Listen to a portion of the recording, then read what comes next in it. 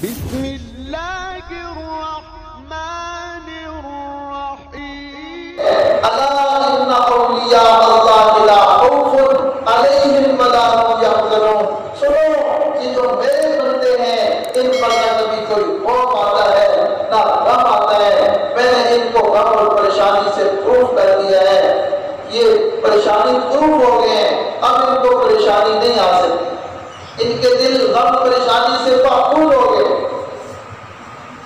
فرمایا من اعرض عن ذکری فإن له معیشۃ ضنکا، جو میری یاد سے اعراض کرتا ہے، میری نماز سے اعراض کرتا ہے، میرے قرآن سے اعراض کرتا ہے، میرے ذکر سے اعراض کرتا ہے، فرمایا اس کی معیشت کو ہم تنگ کر دیتے ہیں اور کل قیامت کے دن اس کو عطا کر کے اٹھائیں گے۔ بس اسی کو ملے گا جہاں میں سکون جو اپنے مولا کا وفادار، اسی کو ملے گا جہاں میں سکون جو اپنے مولا کا وفادار ہو۔ جب انسان اللہ کو راضی کرتا ہے تو انسان پر اللہ کی رحمت کی نگاہ ہوتی ہے، اس رحمت کی نگاہ کی وجہ سے سارے کام سیدھے ہوتے ہیں۔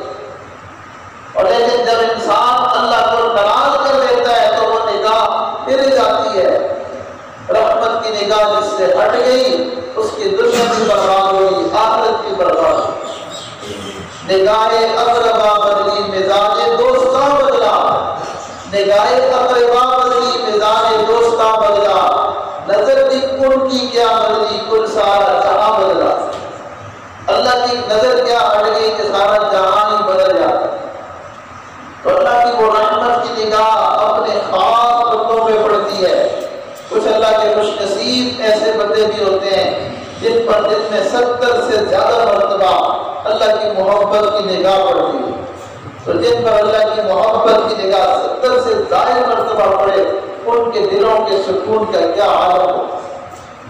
اس لیے شاہ ولی اللہ محدث دہلوی رحمہ اللہ فرمایا کرتے تھے دنیا کے بادشاہوں کو پتہ چل جائے ان درویشوں کے دلوں میں اللہ نے کیا سکون رکھا ہے تو یہ سکون کو چھیننے کے لیے تلواریں اٹھا کے آئے۔ اللہ نے ان درویشوں کے دلوں میں اتنا سکون عطا کیا۔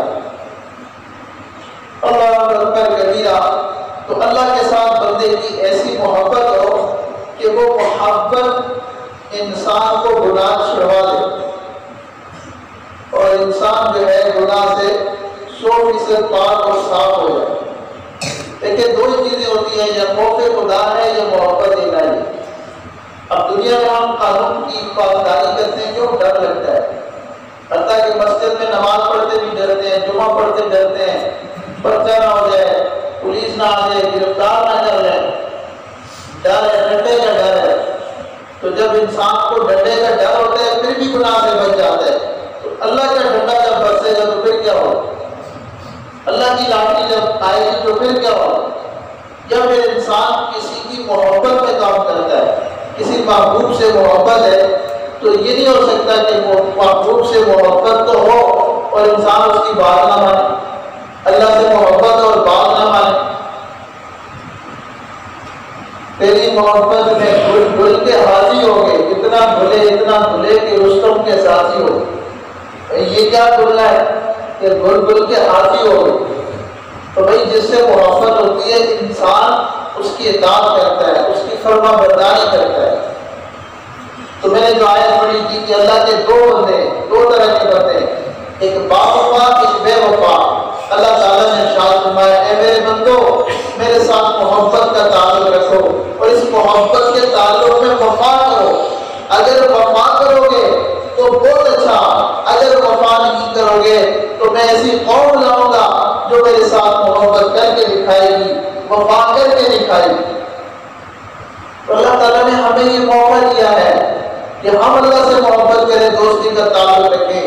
اگر ہم اللہ کی محبت دلوں میں پیدا نہیں کریں گے، اللہ سے محبت کا اظہار نہیں کریں گے، اللہ کے حکموں پر عمل نہیں کریں گے تو اللہ ہمیں تو تباہ و برباد کر دیں گے۔ اللہ ایک نئی قوم لے آئیں گے اور نئی قوم کے لیے اللہ نے پتہ کیا الفاظ استعمال کیے؟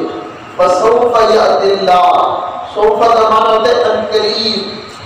تو اپنی زبان میں ہم کہیں گے پھر وقت نہیں لگے گا، دیر نہیں لگے گی، دوسری قوم آ جائے گی جو اللہ